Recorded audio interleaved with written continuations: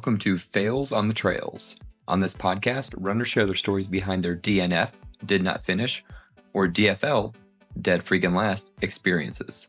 Our goal? To help you learn from what went wrong in a previous race so that everything can go right in your next race. I'm Justin Smith, proud owner of 13 DNFs, and I'm joined by Lisa Decker, and I have 17 DNFs. And I'm Nicole, and I have 5 DNFs. And together we are your DNFsperts. So lace up your running shoes and come along for the ride as we unpack the stories, mistakes, and lessons learned from the fails on the trails.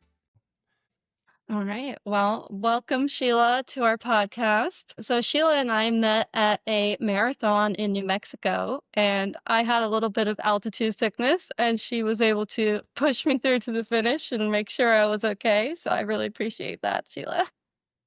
I need to tell you that kicking and screaming, she took salt. She took, I told her you have to take 400 to 800 milligrams of ibuprofen and just drink this and take the salt. And she's like, no. She's a little stubborn when you tell her what she might need for a race. We learned that the first time we raced. I said, the issue is, you just flew from Texas at sea level. You're at 6,000 feet. And she was sloshing. And it was something my husband told me, sloshing and just need a little bit of salt. And I carried base salt and a couple licks. And she didn't want to lick it off my thumb. So she was being obstinate. But within about a half an hour of a little bit of base salt, ibuprofen, and drinking a lot of water, it kind of dissipated. But it's one of those things that happens here is people don't realize you're not at sea level, and it happens really quickly. Where are you at right now? It's Albuquerque, New Mexico. Okay. Spring races, the heat, our air quality tends to be poor. It's not the typical Southwest air quality because the air is stagnant. But the altitude really will render you cramp. Your stomach, people slosh, they get explosive diarrhea, but they get almost like a delirium with this headache. And so you find people kind of walking around, looking around, and it can be the races here and they don't have good nutrition. The Duke City, whatever, they had water, but you need electrolytes if people are going to push themselves that distance and also not at sea level. So there's been a lot of us in the community saying, listen, this is a great place to race, but we have to take care of the runners. How about a couple bananas, orange slices, couple gels, but a little Gatorade? And they've been known, like Nicole and I, they ran out of liquid. They ran out. And that's why I carry a large pouch. I carry extra salt tablets. I carry extra food because people tend to that mile 18 to run out of nutrition, and you're in trouble in the middle of nowhere. And this was a marathon. Do you typically do marathons? What's your endurance sport of choice? Probably the 70.3, the half Ironman race, partly because I'm a long distance swimmer. I was a swimmer and a runner. It's the challenge for me to bike. I am the tortoise. I am my claim to fame. I have a couple of them, but one of them is always the last bike in. Things have changed since I've had a good bike seat, a bike fit, took a lesson in changing gears, but I like the mental game of that. I will probably push myself. Last year did 5 half marathons and 2 fulls. I'm running all marathons this year. We did not get into the dopey challenge yesterday. We tried desperately. I have an ultra in the back of my head because I'm enjoying running more than anything. And at this Come to the dark side. I'm coming to the dark side. And it's funny because I ran into a person who was head to toe in World Championship Kona Ironman. She's done like 25. And she says, no, I'm an ultra marathoner. She goes, I don't even care. She goes, I wish I could take my tattoo off. She said, I'd really love to just go out and run and challenge my body with that distance. I think for me, Justin, it's been the mental game. And also when my husband and I met, and I actually met him, I hired him to train me for a half at 52. I was finishing a dissertation, going through a divorce, and I needed something to deter my head from bad, dark thoughts. So I said, could I do he's like, have you done a Olympic sprint? I'm like, no, I'll do a half. I'm pretty stubborn. Riding a road bike was really a challenge, but the challenge for me was getting off a bike and getting my legs in order to run either a half. And that was the challenge. And he told me, you're never going to finish a full. Your times, because everything is so timed in a full Ironman, there are cutoffs with the swim, cutoffs during the marathon, cutoffs during the bike. He said, you'll never make the bike cutoffs. Well, all you have to tell me is Can't do it. You're never going to do it. You know what? Say I won't do it and I'm going to figure out a way to do it. He said, well, Watch me. That's what I yeah, say. Watch me. He says, your times aren't good enough. I was the last biker in at 8 hours and 4 minutes, but I ran the fastest marathon of my life at the end of that because I was at my stepdaughter's going, run, Forrest, run. Woo. Yeah. I was determined at that point. But to me, it's a head game. It's really a head game. And I like the positivity of runners like Nicole. Like, just think about this. The nature of Ironman, they're very, very, I want to say elitist, arrogant, and they tend to be isolationists. They don't help people. Opposed to the running community, like the anonymity of the swim. I've had my nose almost broken, my lip cracked. People pull me and punch in the water. I'm like, if you're swimming with me, you're definitely not a pro. I have never found that on the running circuit. People are nice. Are people that And even aggressive in nicer the on swim? trails. Yes, they are extremely aggressive, and they've had issues with throngs of bikers running. There's a lot of rules, throwing water bottles. My husband ran into a lot of trouble in Cozumel during the full with a group of bikers from somewhere in Venezuela. They were riding in a group. There were bikers when I did Ironman Texas that were trying to like run people off the road.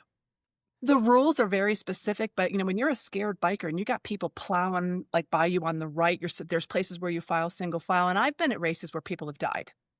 Cardiac events in the water. I am still friendly with a gentleman who broke 36 bones and had 4 brain bleeds from falling off his bike at Boulder 70.3. We're still friends. I run with the other nurse that stopped to help him. And it was interesting when I was running that 13.1 after we helped him, a guy stopped me and said, hey, why would you throw your race? I'm like, maybe it's called humanity. And look at you. You're at the end of the pack with me, so you ain't a pro. I mean, human decency first. The triathlon community used to be a little bit different, but because of doping, because of the competition, because of the roll downs, because of the status of Kona and Nice, people have gotten pretty aggressive, and I don't like that. I like a community. Is there anything that can be done? Is there any like race that can just put it out there? Or like, would you have to take away like the first place or prize money or something to build that community for that? I don't know. I think some of the things that happened, I think COVID really, the Ironman was purchased by a different for-profit company, and their entire mentality changed. They're extremely competitive with Garmin and AI. They even got into people's Garmin's watches and got their coaches' training plans and sold them. It doesn't feel as good. And, the deaths, and I think the thing that really changed it for me was Cork, Ireland, when they knew 6-foot waves, and they knew better than to put people in that water, and they lost 3 elite male triathletes that drowned. Wow. And, the water is really humbling. Open water swims are humbling. But, you challenge yourself cardiac wise. And like I said, for me, I will tell you, I was a military nurse. I'm an Iraqi war vet. I am a person who, except for my ear, I'm not really a baby. That hypothermic event for me in Ironman Arizona, and I had finished it before. I made a difference. I'm claustrophobic, so I wear a no-sleeve wetsuit. A 2.4-mile swim is a long swim. You are in the water for up to 2 hours when the water is 50 degrees. So what I remember was my leg started to jerk, and I thought somebody was pulling me because in the water, people will pull your leg to advance themselves. So I started putting Vaseline on the outside of my wetsuit. So if they grab me, their hands slip. So I'm like, why is something? I was clipping along. I was over 1.5 miles in, and my leg started to jerk. And I had this weird feeling, and I got this warm foot. I looked up and I saw the light. That was the last thing I remember. It was a doctor in a boat who saw me go under. I had a scratch because she lifted me up. When I woke up in the boat covered in tinfoil, there were 2 people. One of them was seizing. A hypothermic, and I've had a heat stroke in the military, but I have to say that running, I know, Nicole, when the ultras, when you get cold, I will say that a hypothermic, a cold injury for me rendered me completely, I was not right. And now I get cold a little bit. Well, not with menopause, but, and there was 300 plus people in the medical tent. Some of them were it was pretty scary. And one of them looks over and goes, look, it's all the skinny bitches in here. So I know for a lot of the swim portions of Ironmans, they have people on kayaks out there kind of watching. For an event like that, how many do they have out there to watch? Every 3 feet. Every 1 to 3 feet, there is a jet ski, boat, or a kayak. And do you feel like that was sufficient amount for this? Oh, saved my life. There was no, then I'm going to tell you right now, with as many people that went under, There was not one fatality in that race because that race has been run 25 years and they position people in that man-made lake. They have to because Tempe Town Lake is black. It's like mud. And so if somebody goes under, you're not going to see. So there's other things. When you see somebody in trouble, you're supposed to, like kind of dead man's float and do something like this where somebody will come over, you raise your hand and you can hang on a boat to catch your breath, your goggles. If you lift up, they DQ you. You can hold on to a buoy and do certain things, but there are parameters. So the temperature, they measure the temperature at 4 a.m. the day of a race. Now, the inaugural race in Dallas this weekend, they called the swim because the waves, the 50 to 70 mile an hour winds, there were 12-foot waves. It was 51 degrees. And they put the pros in for a time trial. And Lionel Sanders, who is a known triathlete, said, no way, no way. He finishes a 1.2 mile swim in less than 27 minutes. He could not swim against the waves. Oh, wow. He said, if you don't call this, I'm not racing today. And he was the pro that everyone was there to watch. And it's a little disconcerting because then it becomes a duathlon. You train for a try. But I think people need to say, and this is what I said to Nicole, safety first. Always safety first. And so when people have this DNF, you learn something from every adverse or near miss event in a hospital. You can either say, whoops, or what did we learn? What could we do better? If anybody was hurt, how do we avoid that in the future? So for distance runner ultras, I think the community needs to share how you get through. And to me, it's good nutrition. It's good training. It's the mental space too, but also not being afraid to stop and ask for help. You could find someone like me who's going to troll you because I thought she was cute in her Wonder Woman costume. But I think that people need to realize that, even in Boston, all these elite runs, if somebody's in trouble, human decency and human kindness is free. There's more to be said. Like, there are more videos about people helping people than people finishing. I just think we could learn about, it's just not that hard to look out for your fellow human being out there. We're out, and I'm going to say this. When I went to do Utah, I was really humbled by the beauty of Moab, and I'd not been to that part of the country. And the man who gave a little speech that morning, he said, I want to take a moment. And he said, for everybody out here, I want you to think about 3 things. 1, be grateful you have the capacity and the athleticism to do this. I'd like you to reflect on all the people that can't do this. I'd like you to remember that this is a day of gratitude, not beating up your fellow athlete. It's about community, being kind. He said, so take a minute when you're going up Snow Canyon and look around. And you're on a 15% incline going 2 miles per hour on a bike. I'm like, hell, what? No, I'm not looking. I don't like any of this. But that stuck with me. So before any race, I think about the people that I know that can't run anymore, the people that because of medical or psychiatric can't race anymore. And I race for them. And I put up pictures about, the birds and things, and people are like, why are you looking around? I'm like, dude, if you're not looking around, I fall and I trip over roots and whatever. But to me, it's about taking in the day. Like, if you still have the capacity to be out there, yes, it's fun to have medals and I love meeting people, but there's really something joyful and grateful about still being out there and enjoying like in Colorado, the mountains here, the sandias, the birds. There should be more gratitude with the fact that when you're an endurance runner and you can run a marathon or you can do an ultra, you can run 100 miles. For a moment, just think about the people that can't get up in the morning and walk to the bathroom by themselves. Just 1 minute of, dang, I am 60 years old and nothing hurts after an 18-mile run. That should be celebrated. Whether it's good genetics or whatever, I think that we're missing the gratitude of people that are able to do this. And DNFs, they're a notch in your belt. We should start collecting them. That's why we have a podcast about them, so we can celebrate them and learn from them. Yep. But we have a guy that rides in Oklahoma, and people push him at marathons and even 100-milers. These angels, and they kind of push people that are wheelchair ridden, and runners push them, and they can be part of the experience. And then people cheer them on, because he even talks about, his name's Sean, he even talks about, like, it's, for me to sit in my chair for that long is uncomfortable, and I have to go to the bathroom, but he's still part of the community. When, like, running and you're like, man, this sucks and everything hurts and I'm tired, and then Sean goes by and he's having the best time of his life, it's like, well, I need to keep going forward, because he's just in that chair and he can't run. So we need to keep running for people like Sean that can't. I have names on my bike. My best friend in high school, 4.5 months before I did my first full, her 17-year-old boy killed himself. They never were even able to have a funeral, the grief, and so it says co-pilot Jack on my bike. I did my first full Ironman 20 years to the date of getting last rites from anorexia. So part of what I do is I run for the National Eating Disorder Association and still the morbidity and mortality with eating disorders. I'm a person that is infertile. I have plaques in my brain. I have a lot of physical ailments from a 25-year anorexic battle. But what I tell people, and it said for everybody, and I wore a big patch on I ran that because, I think about all of the girls. And I had a mother once say to me, I had tried to get her daughter into treatment. Her daughter died at 17 of a seizure. She was anorexic. And her mother, in the middle of grief, she goes, "Why are you still alive?" So right before I race, I hear her mother say, "Why are you still alive?" And I said, "Well, because I'm going to say I won't, or tell me that I'm not, or I'm still going to run for the person that is battling an eating disorder who people think is just, eat a sandwich." Well, it's a little bit more complicated. Yeah. I meet addicts.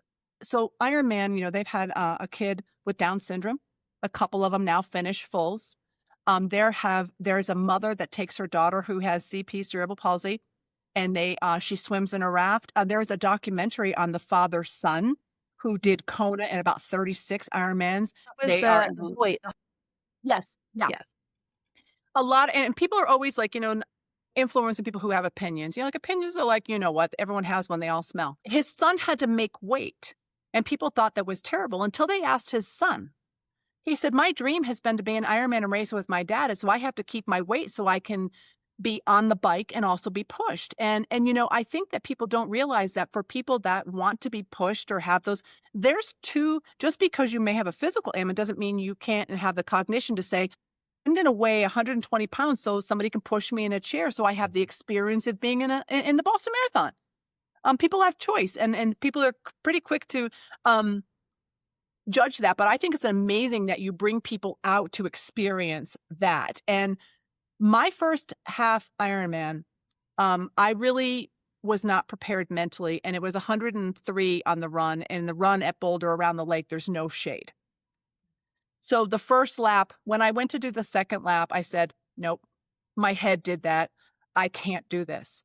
Well, the guy in front of me, because it's a trail run, he hits a rock and he goes in one direction and his prosthetic leg goes in the other. So he rolls in the dirt and he goes, hey, lady, would you do me a favor? Could you go get my leg?" And I'm like, "Hello, Jesus, really? Could you have not been a little bit more subtle about that?" So I go and I pick up his leg and I'm carrying his leg. He pops out. He goes, "Let's finish this together." I'm like, "Okay." Like, how am I going to say no? I'm whining because I have 2 legs at work. He dusts off his prosthetic, pops it on. He's like, "Let's roll." I'm like, "Oh, okay." And I just kind of jog next to him. "Oh, let's go." I think that if you're alert to those moments of clarity where dig in, we all have to dig in for any kind of endurance race. But when your head starts doing that, I can't, what am I doing? Nicole did that with me. She was like, no, I'm not going to do that. I'm not going to do that. But to have another person say, let's take it slow. Let's walk. We can get there. Let's just finish. I think that is the community that we need to really hone in on, especially when there's DNFs or people don't feel good. A lot of the DNF stories we've heard is whenever we ask the person about the DNF and in the moment where the struggle really hits, they're alone. Very rarely is it, "I was with my friends and I was struggling and I quit." That's kind of a blessing that we can go to these races and find complete strangers and they become our best friends. Hmm? You were talking about what you overcame, and a lot of people overcome alcoholism and other kinds of addictions, and they find endurance sports to do it. So it's like everyone out there has a story to tell. Mm-hmm. That's why I always encourage people, don't put the over-the-ear headphones on. Like if you have headphones on, make them the tracks above the ear. That way, if you're next to someone and you're going to share miles with them, you might as well hear their story because it might give you the energy to push you through a part of the race that might be pretty difficult. Or even syncing up with someone whose story is your story and not realizing that Mhm. the only one. Like, that's saved me so much doing all these things, is meeting someone and be like, "Oh, dang, I thought I was the only one who thought like that or did that or struggled with this." And then you meet somebody else and it helps you kind of overcome that. The stories, like everyone has a why, and it is very personal, but it's the collected sharing of the story. And that's, I think, one of the things that I used to, in teaching students or whatever, storytelling is really important. And stories, written stories, and somebody like my mother's 85 and she's very frustrated with this world. And I said, what will be left behind? Not our phones, because they won't plug in. Will be journals. If something happens, we will have written words and stories. And so for people that felt powerless a year and a half, I said, get a journal and every day write down, like I told Nicole, I shared, I still do three things I'm grateful before my feet hit the floor. And I revisit that again at night. Oprah years ago did this book called Simple Abundance. It was about women, mostly women, who had horrific events happen in their life. And those anniversaries and those Hallmark holidays. And I'm a person who couldn't have a child. And so Mother's Day felt like a punishment from the universe. At 52, I met someone, I'm a stepmom. Mothering comes in all different ways. I have dogs, I have rabbits. And if you're willing to pay attention to what you're missing with earphones or technology, but writing a story, sharing a podcast, but also when you have things like this, to write stuff. Like after I met Nicole, like in my journal, I wrote about her and her dissertation and her story. So I have her story that becomes part of my story. And then also pictures. I have a picture of us that I downloaded. It has the copyright stuff because I wouldn't buy it. I'm cheap. But I stick it in there. So if somebody finds my papers, it's like the Diary of Anne Frank, and not to be graphic, but there's going to be stories of people's ordinary lives that, maybe in 200 years is all they have of us. I know I have a YouTube channel, but I really don't document a lot of my stuff. I'm listening to Andy Glaze's book right now, and I had no idea. I don't know if you guys have checked it out yet, but he has gone through so much. So he is fueled by his past. And I was kind of thinking that Andy Glaze is the guy that goes out, does all these 100-milers, and he always looks into the camera and says, I'm at mile 40, I'm at mile 50, whatever, I'm going across the finish, this sucks. But man, he actually put it all out there. And I was like, that's probably braver than any race he's ever done. Then I'm thinking, how many people can relate to him so much better now? Because he talked about his wife cheating on him and his dad having cancer. Then even I have an old dog, so I'm out there running the trails listening to it. And then he talks about how he had to put his dog down. And so, like, I'm running the trails yesterday. I'm getting all emotional. I'm like, I hope nobody sees me right now. That's good to think about. How can we put our stories out there, even if we don't think it's worth telling now? Someone could benefit it from in the future. So when you think about, there's a nursing theorist. Her name is Dr. Patricia Brenner, and her whole concept is called novice to expert. And the thing about nursing and subject matter expertise with certain things that, take a skill set, is that the humility of being a novice and walking in and not knowing how to do something. And this translates to racing and ultras. When you change up what you're doing, is you're a novice. And so you develop a subject matter expertise or an expertise, but the humility is, as good as you are, you may be in a situation where you're rendered to be a novice. And that sticks with it's my foundation, how I teach people. It's like, you forget when you walk in and you throw an IV in somebody's neck and the students are like, oh, that looked, I've done 25,000 of these. But do you know what it was like the first time we were speaking that? So an ultra or a DNF, this is a language that should be shared, and the stories of perseverance, endurance, grit. But there's the basic tenets of, sweat rates, good nutrition, and people sharing instead of, I'm not from a culture or a community where people held on to their stuff. As a product of a single mom on food stamps, I found sports to keep me out of jail. And they were free back then. And my mother didn't know what to do with me. I had a leash, and she's like, I'm a pre-Ritalin kid. So she's like, she hooked me to a dog leash and said, run. But it was teachers, and it was kindergarten, first grade, that let me stand in the back of the classroom and just be in this perpetual motion. And, the other day I'm watching a 7-year-old boy play war on the ground at Walmart. And his mother's like, no, sit down. Like, I said to her, ma'am, 7-year-old boys don't sit still. They play war, they throw mud, they jump off roofs. I don't know where we thought that kids sit still K through 8th grade. And then the hormones start. I mean, there's this variations of normal. But one of the things that, like with stories and people that have expertise, is their willingness to share it freely without something at the end of it. And that for me is something that as you get older, when you do develop an expertise, you're supposed to share it, mentor people without a price tag. Like, just freely share it. And somebody said, well, why? Because you're supposed to. That's what my teachers, my coaches, pastors, nuns did. They gave to me. My non-nuclear family, chosen family, people outside of my home are responsible for my success. My mother was working 4 jobs just to feed me. She wasn't even home. And I had 2 younger sisters. It was the community that embraced and took care of. And people are kind of afraid of that now. And I mean, yes, we're in a different world, but that whole mentality, especially when you're talking about running, like, take care of your neighbor, take care of the person running next to you. Like, somebody sitting in a race who's like, oh shit, I forgot my socks. Well, you know what? I have an extra pair. My husband says, don't give them those. Those are the $35 ones. I said, shut up. You get another pair. I mean, just be nice, help people. Because when we take that elevator up or down, the things that you remember are like the people like Nicole that you meet, who are kind, who are alone in a new city, who, she needed did you tell him about the ice cream? Okay.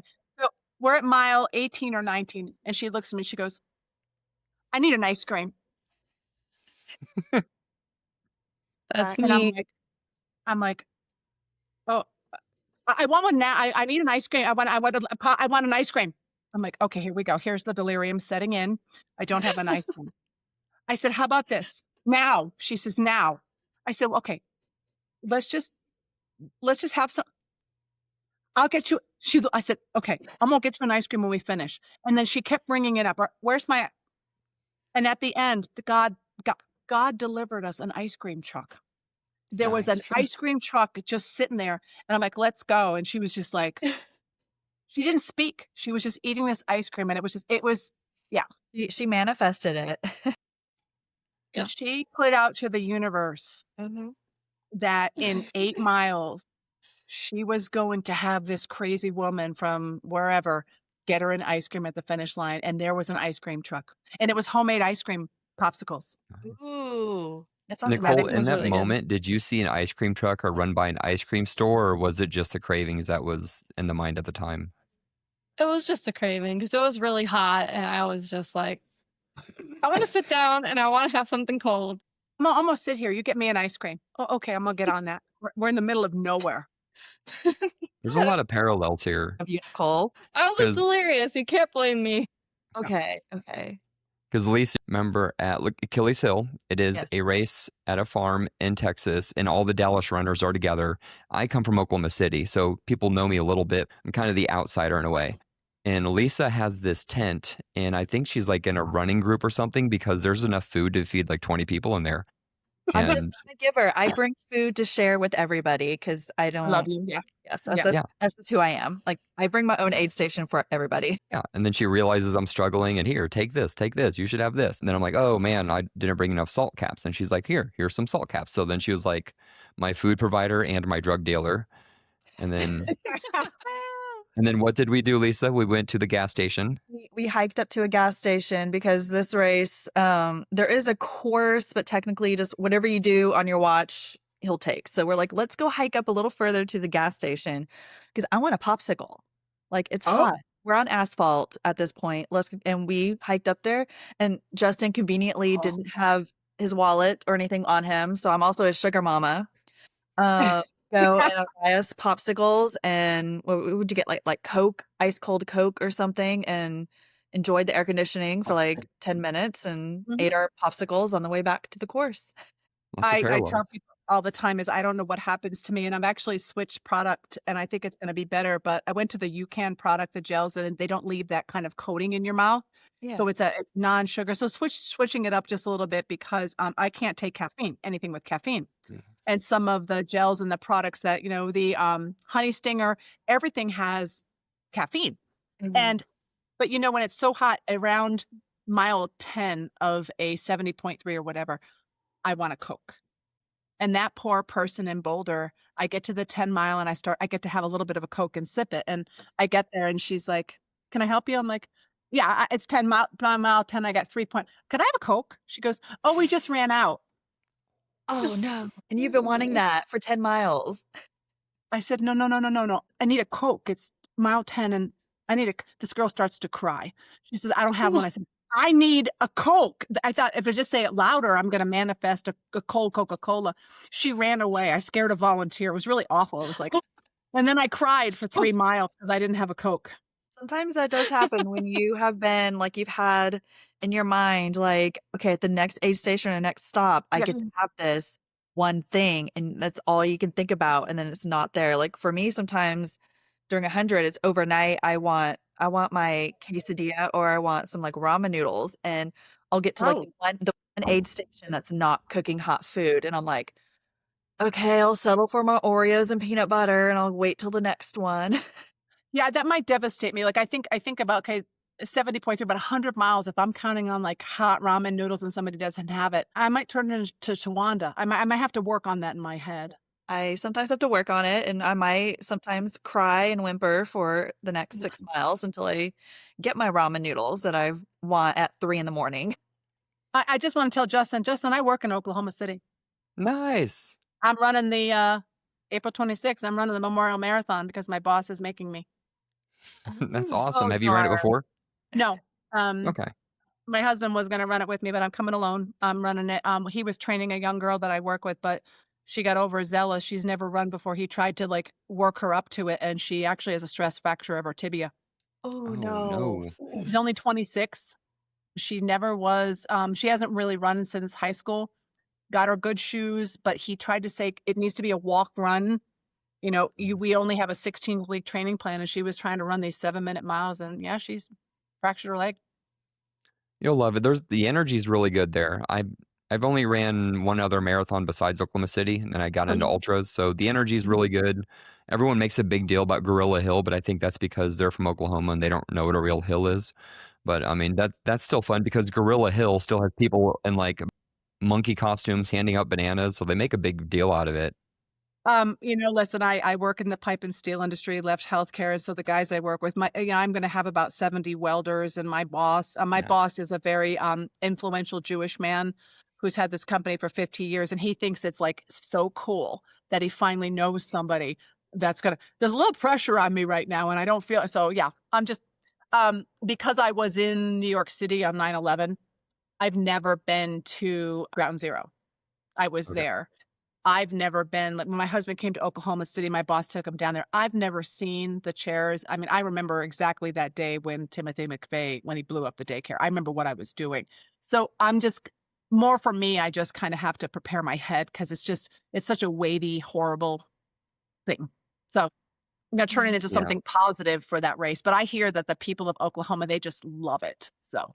Absolutely. And the first year I ran it, I'm not a very emotional guy, even though every time I'm on here, I talk about when I cry at my lady. But the first time I ran it, I was running and just going along. And then I kind of knew like the moment and what it all meant, but it was still just, just part of it. And then I ran by the firefighters in full gear.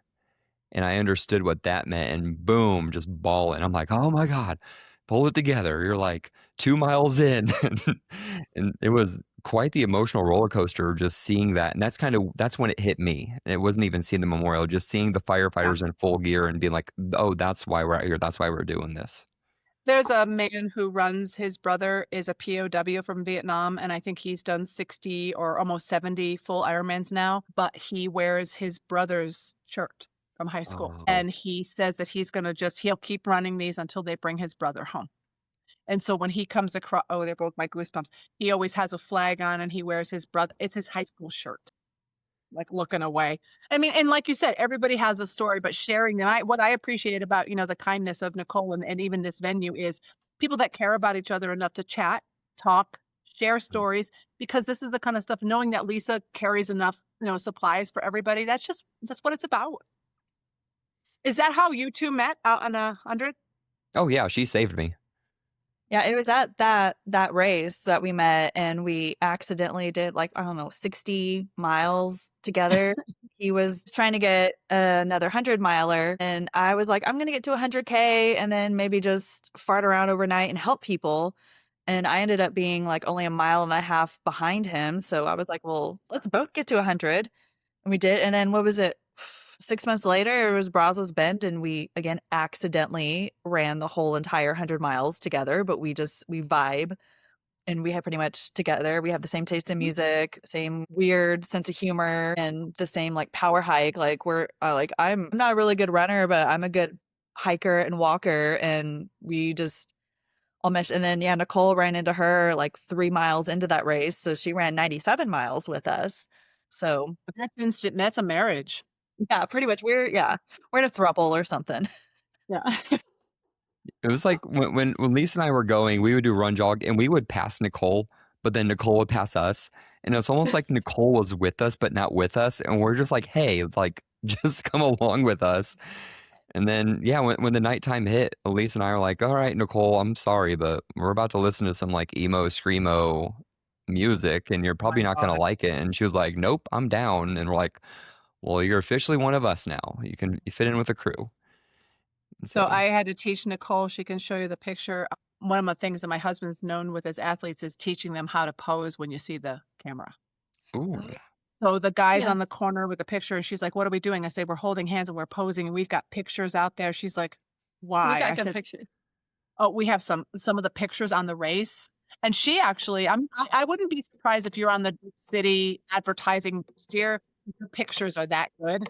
But my husband's like on his bike, the Ironman camp gets in. He's like, I'm like, I'm missing out on this. My pictures, I'm like drooling. I've got like I'm awful. So whenever I see I'm like, Nicole, she's like, I'm trying to die. No, smile, hands up, let's do something. So we have, all about capturing that moment. Still haven't gotten my medal from that race, so I'm a little salty. Uh-oh. You know what they do is because our extras is they have the venue. I'll go pick one up. Like I got one from my daughter, the coin from the when I registered. They had one from 2019. So Okay. next year when I go, I'll just, because they're hard to reach now because they're already planning for this year. Yeah. And this is the 100-year anniversary of Route 66. So the medals, it's a Route 66, but they will have medals from 2025. So I'll steal one then. one question I want to ask before we dive more specifically into DNFs. You said, I remember you talked about hypothermic, but you also talked about being a nurse. For everything that you've learned with taking care of people or taking care of yourself in any of these races when things were going wrong, were there anything that you didn't know from being a nurse? Everything. So it doesn't translate. It doesn't translate when you're out there because there's the physical piece. And so you can train yourself and say, okay, you know what? My muscle or my tendon or there's the physical. You can never really prepare medically or for your head. You do everything right in training. You've got your nutrition down. And, I think that there's a couple things that people don't talk about. I've run into women that are postmenopausal who stop running halfway through because because it's important. They have vaginal atrophy, they have tears, and they cannot continue running. It was a woman who gave me, I can't take oral hormones.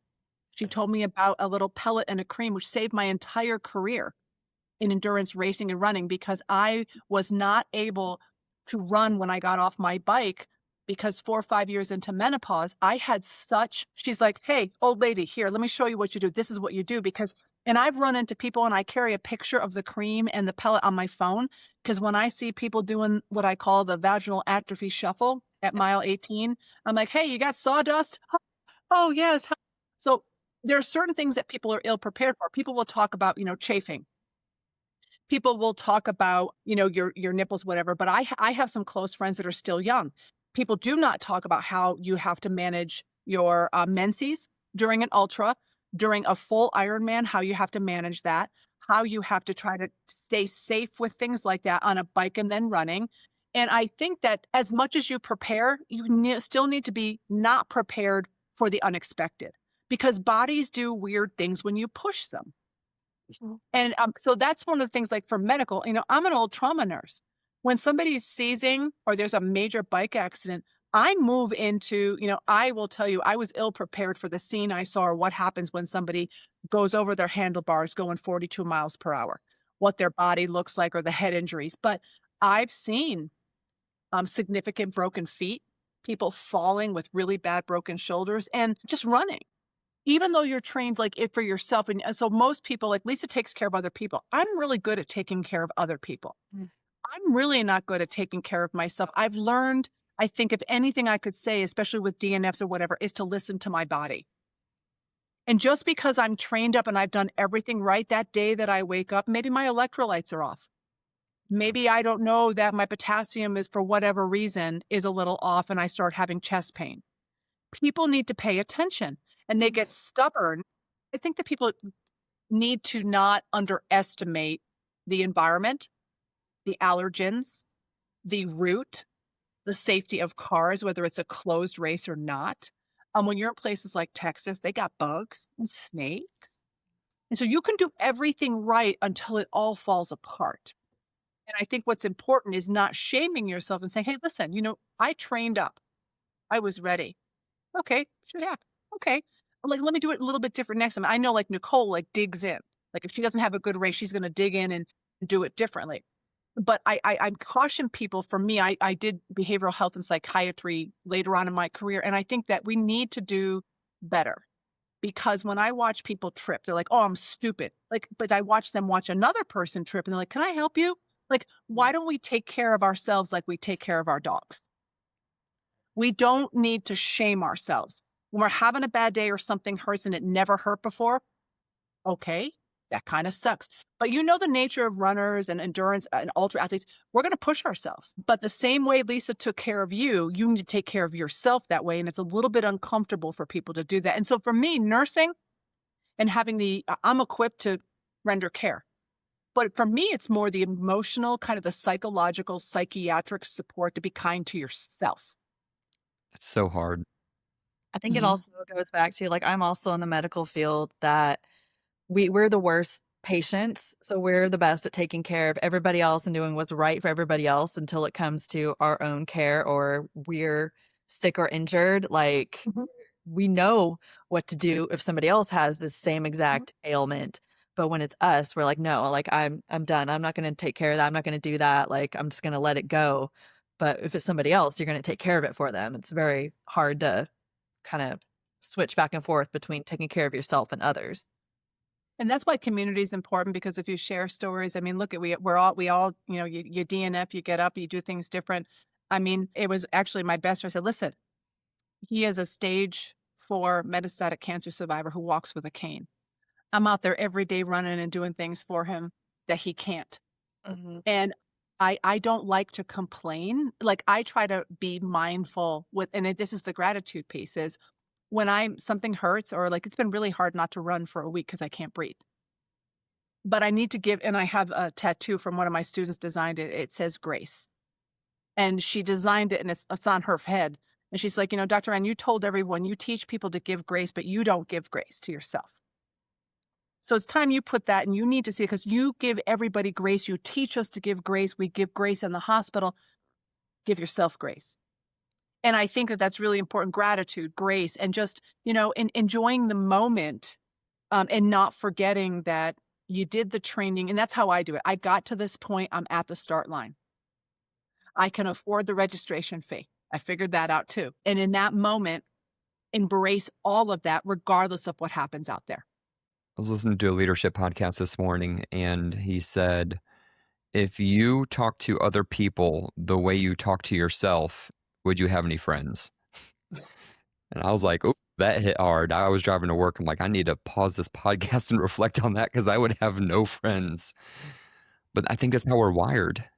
But this is what I tell you. And this is, I ran a trauma center, and I did an exercise in Post-its, and they're right here. And one of the assignments I did was, and it happened because I saw a 65-year-old priest trip, and he shamed himself, and I stopped him. And I said, now, if I tripped, what would you do? So I created this Post-it, and I said, okay, so something bad happens. I want you to write down the 3 things that you hear in your head. And this started with a student that had a cleft lip palate, and she loved the mask and would talk like this. Anything that happened, she would hear what her high school guidance counselor said. You're stupid.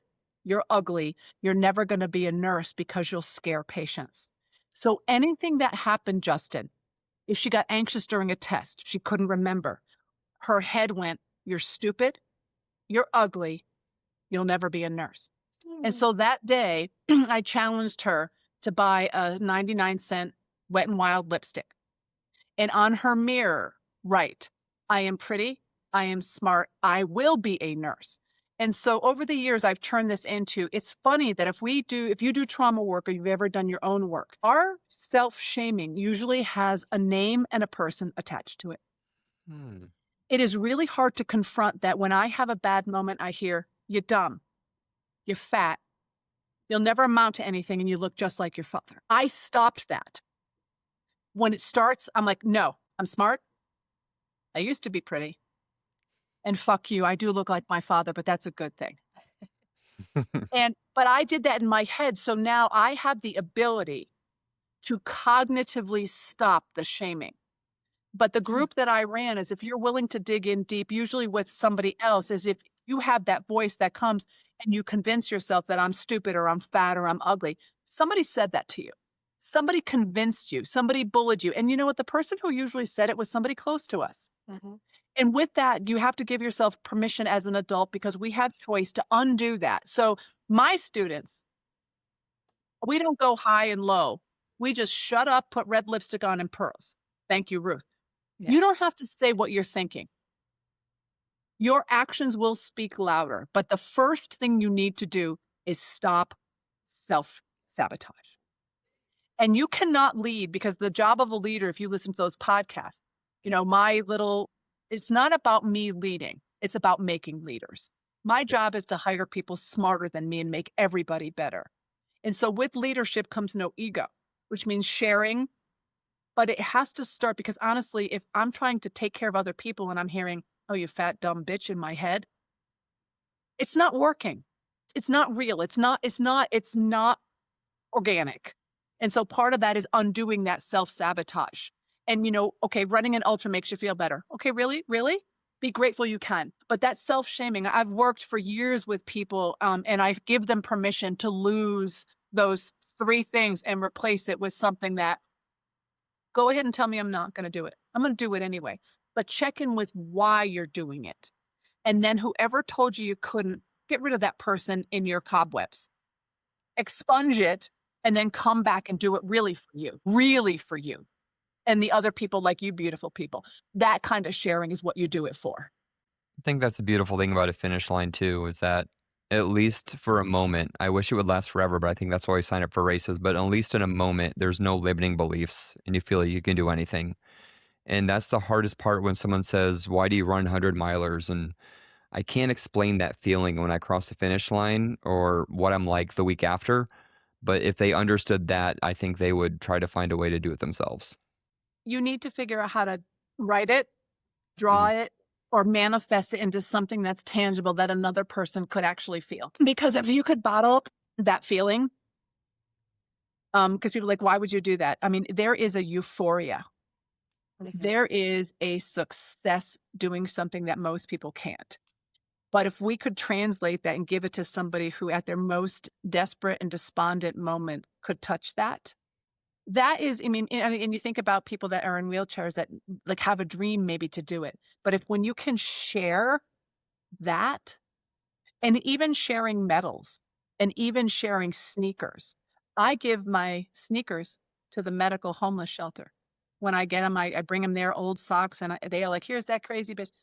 I get out and I give everybody our running shoes and socks.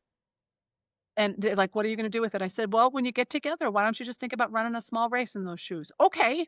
Like, I know they're not, but it's just some little tidbit of motivation to make somebody feel better, even for a moment. Lisa donates her medal, right? I do. I donate mine to Texas Children's in a program called Blink for Bravery, and they give them to every child at the end of a chemo treatment. They put a new ribbon on it, and they give the medal to them. So that is something that you should share. When my father passed, he had been homeless. He was a Vietnam vet. He won the NCAA tournament in 1962 for Xavier. So actually, here's his NCAA coin. It's basketball season. Yeah. I went to his little storage and I didn't know what I would find. I found over 2,000 baseball hats. Wow. And we found somebody who monogrammed hats by Leo, and we gave him to the Yukon Medical Center for the kids. And my niece is a nursing student in Connecticut. And she says, I think there's pictures with kids with Grandpa Leo's hats on. So she's 23, never met my father. And there's pictures of kids after chemo wearing these baseball hats, and it says a hat by Leo. They're my father's old hats. Oh, I love that. That's awesome. 30 years later, she walked in and she's like, oh. So those are the kind of kids take those medals. I mean, that means, and there it is, Justin, like I said, it's something they can touch. Yes. That's You true. know, words are good, but touching, like giving somebody something Or something that, to show off and be proud of. yeah. They have, yeah. Now But if you imagine can, this, Lisa. Someone does their chemo and they get a Rocky Raccoon buckle and they sit there and look at Give it. away my And buckles. That's then, the only thing I'm selfish about. I won't give them my well, buckles. even I'm like, even if it's a medal, like, right, let's say it's the Paris pear or something.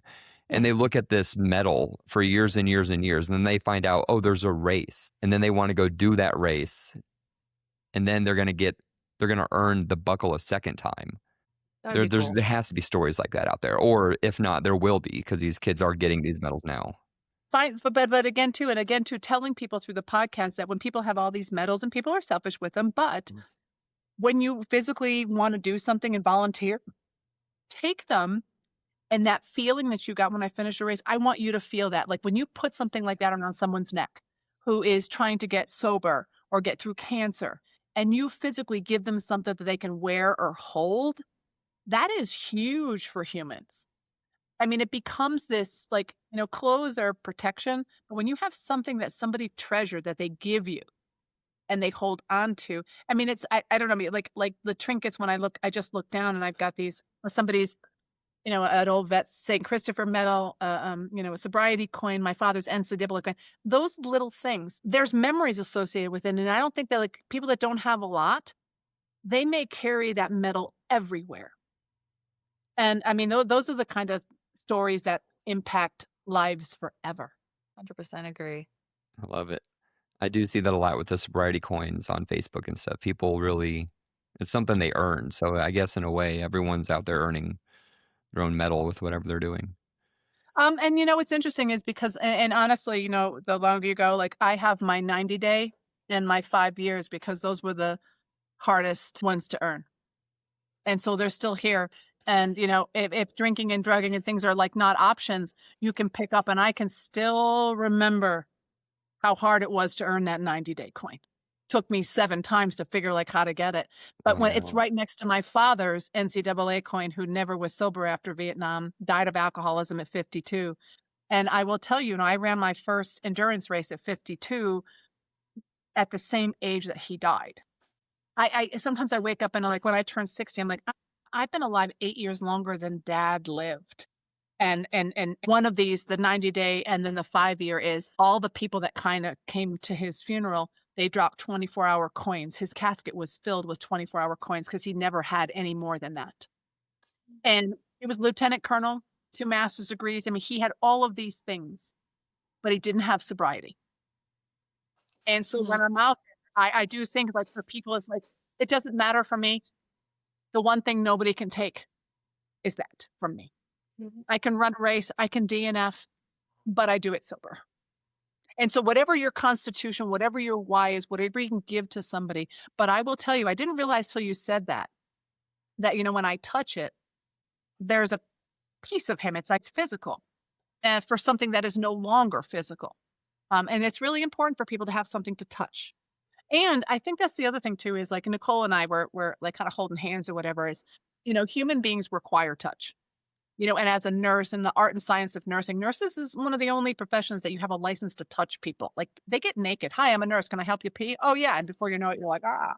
But I think even especially post-pandemic or whatever, there's a lot more apprehension in this world of craziness about human touch.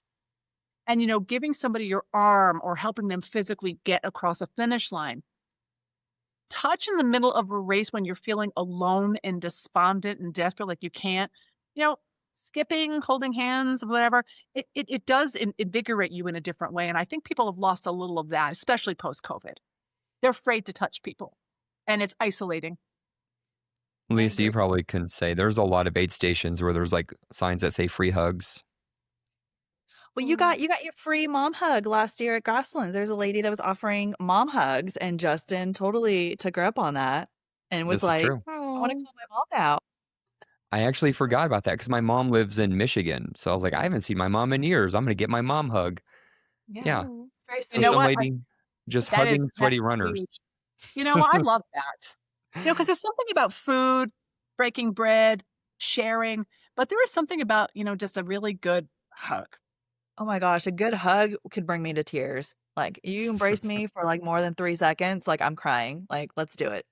I'll probably make you cry when I meet you in person. Yes. Yes, you will.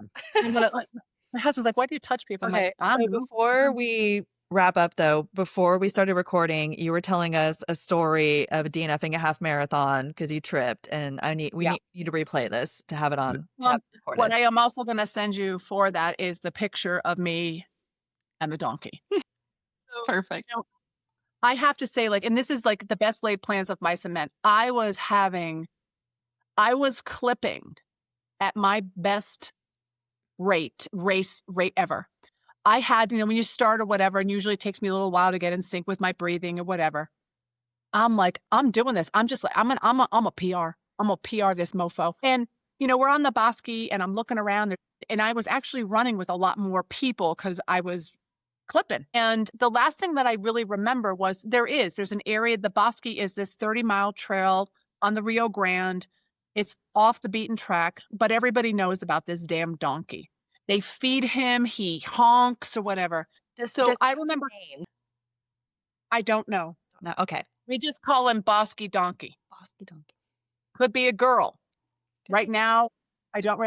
He's cute. He's very well fed. But if like, I mean, and everybody stops. That's where you get off your bike. It's where you do hydration. But usually early in the morning, because a lot of the races run by this, he's not out. There he was. So I'm coming and I see him at the fence and I'm thinking to myself, oh, there's that donkey. That was the last thing I remember was there's that donkey. So all of these very, very large deciduous trees underneath the paved bosque have now caused these heaves. It was painted bright orange for people to see, but I happened to be looking to the left at a donkey. I clipped it, and like the guy said, and he's like, girl, man, you caught air. I went up in the air. Like, I don't remember when I hit the pavement, like I have a huge scar on my leg. When I hit the pavement, it was like, I remember hitting my head, but I remember my chest wall hitting first. And I knew I fractured my rib. But what's interesting is everybody stopped. There were elite runners were coming towards me. There was a biker. Everybody around me stopped. And they were like, holy shit, do we move her? I said, please move me. My neck's not broken. I didn't hit my head. And they dragged me against the fence. The biker stopped. He felt bad. He's like, my wife is a runner. He said, I've never heard a sound like that. I said, I'm a pretty solid chick, you know, but that was when my anxiety, and you know, the other thing I'm going to say about falling is it's embarrassing. You're an adult, you fall, I could not get up to dust myself off and continue. The minute I started, I had this really incredible chest pain. So somebody called 911. They moved me against the fence. I've got a bloodied left leg, and all I hear was, and I said to the man, I said, is that donkey? Is that donkey chewing my hair? He said, yes. So I'm propped up against the fence. He goes, could I just take a picture? Because you know what? I know right at the moment you're going to want a picture of you, yourself, the ass, and the ass chewing your hair. So somebody and it's funny, like we talk about recording and podcasts, somebody actually photographed the whole thing, including the EMTs, the ambulance. I mean, they had to take me out. I mean, I had I think it was 3 fractured ribs. I didn't know if I had knocked my lung down with the fracture. That's why I couldn't breathe. And it was really, I was mortified. The thing about it is, I know my husband's really good friend who's an elite African runner. It was his inaugural race. Here I come in the gurney and he's like, oh, he's like, Sheila's rich out here. I'm like, no. He's like, should I call? I'm like, no, please don't. Nobody call anybody. I mean, I think the attention that it was like one of those things where I was mortified. But you know, it was a donkey. This is the thing. I have the best picture. I actually look pretty good. I was fairly early on. I think it was at mile 5. So I'm not quite nasty, dirty, sweaty. Got my great Ironman hat on. I got a short sleeve shirt. I'm looking kind of buff. My knees all bloodied. And there's the donkey. I mean, the picture is amazing. And then, of course, I was photographing my leg in the ambulance, my traction. And it was just, after it was all over, I was like, what are you doing?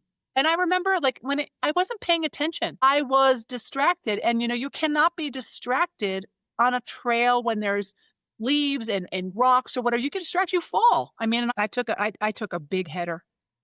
You got your ass handed to you by an ass. And you know what? And it's documented, Lisa. It's like, the guy, do you ever stop talking? I'm like, no. He goes, okay, I need to photograph you because you're an ass. Look at this. I'm like, oh my God. And the donkey. And then what was funny is people were going by and like, can we photograph this? I'm like, no, you can photograph the donkey, but not me, like all torn up, bloody. Because people are like, this is kind of cute. I'm like, what's cute about this? I'm like, dying here. And people are in pain. I'm bleeding. Trying to take pictures. Yeah. And it was one of those things where that morning when I got up, I just was like, I probably shouldn't run today. Just today. And I was like, but nothing was wrong. And I went out and that happened. And but I trained and I really wanted to do it. And it's a race I like. And so I always have like when my little voice, and that's the other thing, because my husband's had a couple of these with long haul COVID, whatever. He now has a process by which when he hears the voice telling him something, he has started to pay attention. Mm-hmm.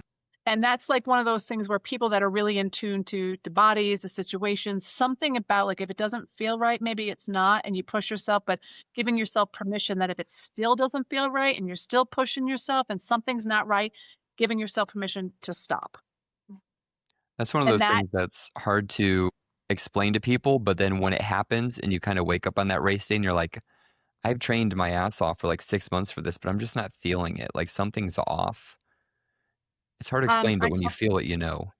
And that's the thing is like, when you talk about people that have those days, that hypothermic, they tell everybody, and you guys know this with endurance, you're not supposed to do anything different on race day than you do when you're training. Nothing with your bike, nothing with the swim, nothing with your wetsuit. And 2 weeks before Arizona, Zoot came out with a new, thinner neoprene wetsuit, no sleep. What I didn't realize is that the reason it was so much more, there was a lot more like fluidity, is because they'd cut out the entire middle. The layers were gone, which is why I got cold.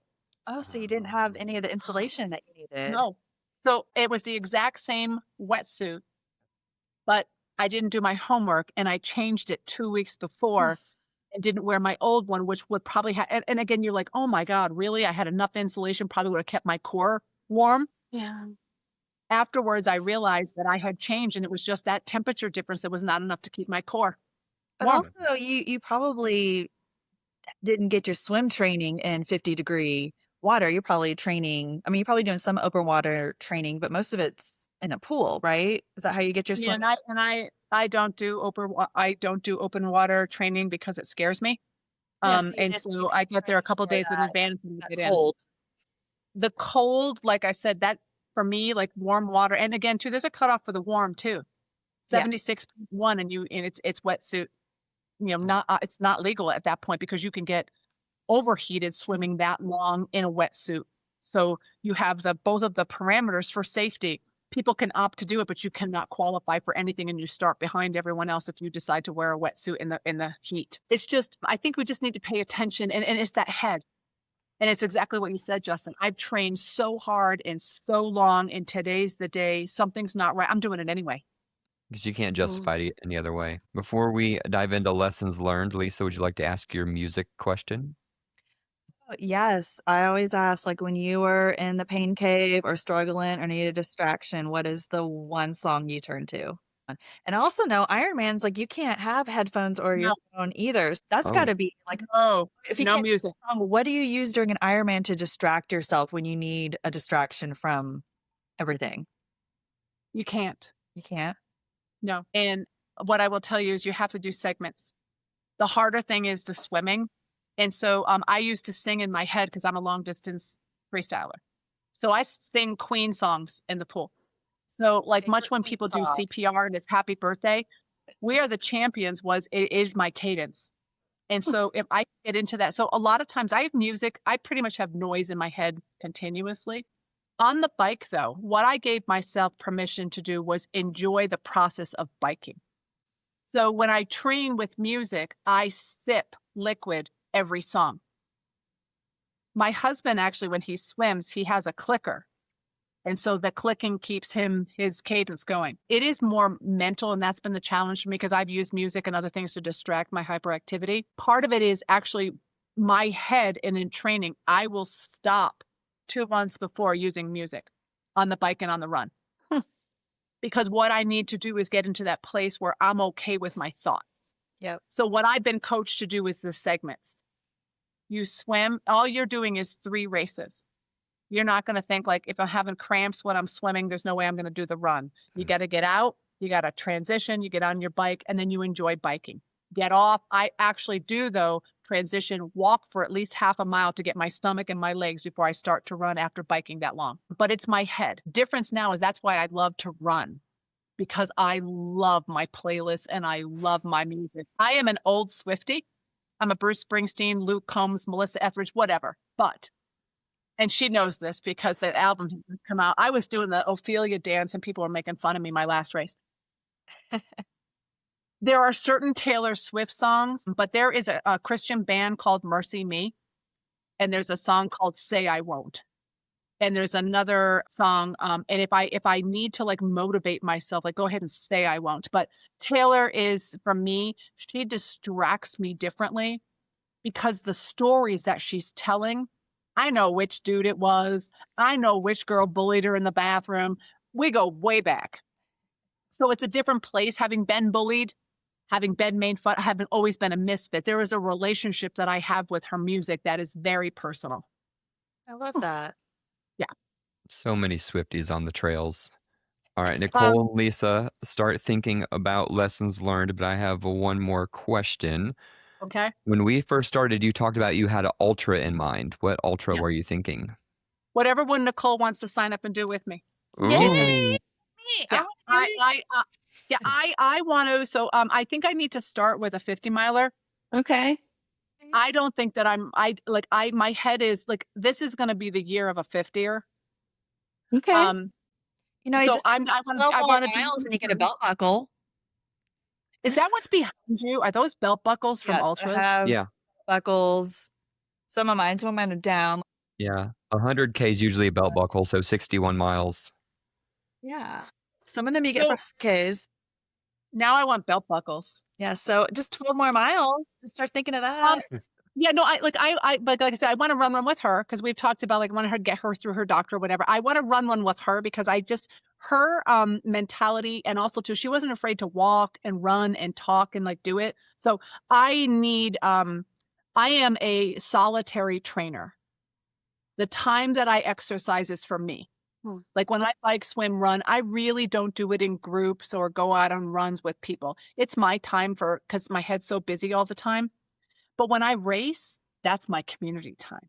So I would like to train up and like run with a group of people that are doing a 50 or 100. That's what I'd like to do.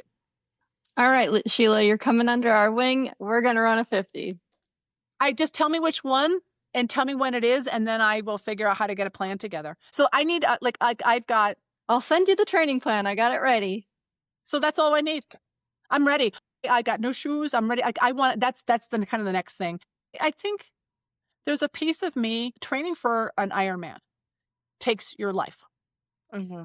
Right now, I enjoy running 3 days during the week and a really long run on the weekend because I'm able to have a life. When I'm training 7 days a week, but we do our long stuff on the weekend. So Friday, but 100-mile bike ride and then an 18-mile. My weekend, I'm getting a little selfish, like with the dog and a little bit of the time. And my body's just really liking just running. I take time off during the year to give it a rest, and I swim intermittently, but that's kind of where my head is. I want to blow it out with some ultras. Let's go. And nothing hurts. Wonderful. Like I've started to stretch and do other things, which I never did before. And my body has responded like nothing hurts except my ear and my sinus, but the Augmentin will fix that. Yeah. Perfect. I'm ready. I want a belt buckle. I got to find a place. I'm excited now. Let's dive into lessons learned. Nicole, would you like to go first again? Yes, I'll go first. I think we have learned today that we need to trust our gut and intuition on how we're feeling, listen to our body, and not listen to the evil voice in our head, but turn it into something positive. Lessons learned is to just not lose my humanity and continuing to be a giver. Honestly, I get more joy helping others complete their race than completing my own. So if I end up hooking up with someone that is maybe slower than me, I'll stick with them because we're having a good time and I want to see them finish. And also try not to get too distracted by asses. Like, Yeah. wait a minute. Like the good kind. Any kind of ass. Don't get distracted. They could be an asshole, they could be a donkey, or they could have a nice badonkadonk. Don't get too distracted. Sheila Okay. has a good story about that. I married the guy in the bike shorts that taught the spin class that I took the day I moved to Albuquerque. I married him. Oh, maybe I He should turned start around. getting some He spin turned classes. around in those bike shorts, and I'm a nurse, and I'm superficial apparently. I was like, and it was funny. I watched a guy run behind him at a full Ironman. I said, "What are you doing?" He goes, "You see that ass?" He said, I'm a straight guy, but I'm chasing that ass and his calves." I said, "Yeah, I'm married to those calves. I've been chasing that for a decade." He's like, literally, Awesome. yep, asses and me, donkeys and that and bike shorts. How do I follow that up? All right. So I have learned, I haven't found a way to put this into words, but I will listen back on this. The having something to hold on to, I think there's really something there. So I kind of want to go back, listen back to the podcast and see what my takeaways are from that. Manifesting only works with ice cream. It does not work with Coca-Cola. So you can manifest ice cream at a finish line, but Coca-Cola, you are out of luck. We could take care of others, but we suck at taking care of ourselves. So that's something we will work on. And finally, two more things. Kind of piggybacking off what Lisa said, it's obvious the takeaway from this podcast is you can DNF a half marathon if you're staring at an ass for too long. So I think Wow, there's my probably claim other to fame. runners that have Yeah. happened to them as well, I'm assuming. And finally, the lesson learned is Nicole and Sheila will be running 50 miles together very soon. And Lisa, We I will. want to join you. And Lisa, Okay, I'm probably going okay. to. Let's do it. We're going to celebrate the achievement of Dr. Nicole with a 50er. That sounds like a plan. Sounds Yeah, good to let me. Lisa come with us. Yeah. And finally, our guest, Sheila, any lessons learned, any final thoughts for the listeners out there? Just be kind. Human decency is free. And something in this world that we could all take away from is it doesn't take a lot to just, give a pat in the back, a kind word. You'd never know who actually needs it. And the people that need it the most, just give it freely. Freely give of yourself because you know what? And not because you want something, Jack, just because it's what you're supposed to do. Heck yeah. And I guarantee that will have whoever's listening to this right now go out and do something or say something kind. And that should be one of the biggest takeaways from this episode. So thank you, Dr. Welcome. Sheila, for joining us on Fails on the Trails. All right. Thanks, guys. Thank you. Thank you. On the trail.